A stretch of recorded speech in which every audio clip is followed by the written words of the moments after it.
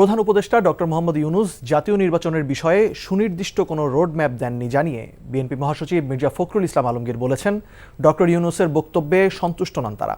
প্রধান উপদেষ্টার বাসভবনে তার সাথে বৈঠক শেষে এসব কথা বলেন তিনি। অন্যদিকে আইন উপদেষ্টা ডক্টর আসিফ নজরুল বলেছেন, হত্যাকারীদের বিচার না করে গেলে জনগণের কাছে কি জবাব দেবেন তারা। রিপোর্ট করছেন হাসান মাহমুদ। প্রধান উপদেষ্টার বাসভবন রাষ্ট্রীয় অতিথি ভবন যমুনায় একে একে আসেন বিএনপি নেতারা।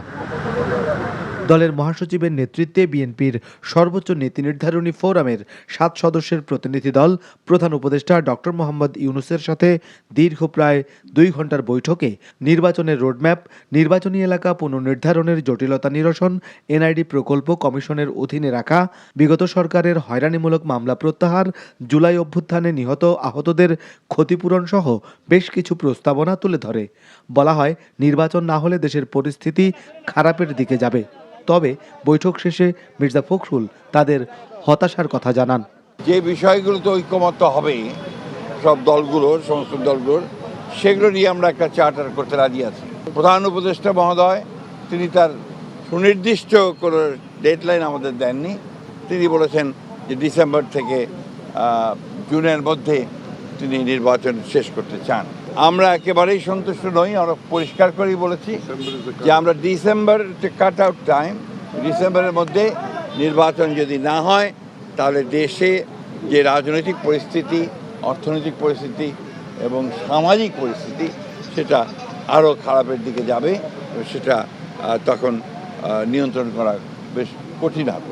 প্রধান উপদেষ্টার সাথে বৈঠকের বিষয় তুলে ধরে করা সংবাদ সম্মেলনে আইন উপদেষ্টা ডক্টর আসিফ নজরুল জানান, সংস্কার প্রশ্নে বিএনপি অত্যন্ত আন্তরিক। তিনি বলেন, 26 সালের জুনের মধ্যেই হবে জাতীয় নির্বাচন, আর দ্রুত সময়ের মধ্যে হবে জুলাই ঘোষণাপত্র। আমাদের কাছে মনে হচ্ছে ওনারা সন্তুষ্ট। ডিসেম্বর থেকে জুন মানে যে আমরা ইচ্ছা করে একটু বেশি ক্ষমতা ভোগ করার জন্য বা এমনি অকারণে আমরা 1 মাস 2 মাস বেশি ক্ষমতা থাকলাম, মোটেও সেটা না। ডিসেম্বরের থেকে জুনের মধ্যে যত তাড়াতাড়ি সম্ভব। আজকে বাংলাদেশে এত হাজারের বেশি তরুণ জীবন দিয়েছে, আর প্রায় 50-60 হাজার মানুষ আপনার শারীরিকভাবে পার্মানেন্টলি ক্ষতিগ্রস্ত হয়েছে, চোখ হারিয়েছে। তাদের যে বিচারের যে দাবি, এটা তো এই গণ উত্থানের অন্যতম প্রধান আকাঙ্ক্ষা আছে। তা আমরা যদি কোনো বিচার না করে যাই, কোনো বিচার না করে আমরা যদি ইলেকশন দিই, আমরা মানুষের কাছে এবং নিজের কাছে জবাব দেব কিভাবে? নির্বাচন প্রসঙ্গে কেউ যদি বেফাস কথা বলে তাতে বিভ্রান্ত না হওয়ার পরামর্শ দেন ডক্টর আসিফ নজরুল। প্রধান উপদেষ্টার কাছ থেকে নির্বাচনের সুনির্দিষ্ট কোনো রোডম্যাপ না পেয়ে অনেকটা অসন্তুষ্ট হয়ে বিএনপি গেলেও মাঠের রাজনীতিতে নির্বাচন দ্রুত আদায় করার জন্য দলটি কী করবে তা এখনও সুস্পষ্ট নয়।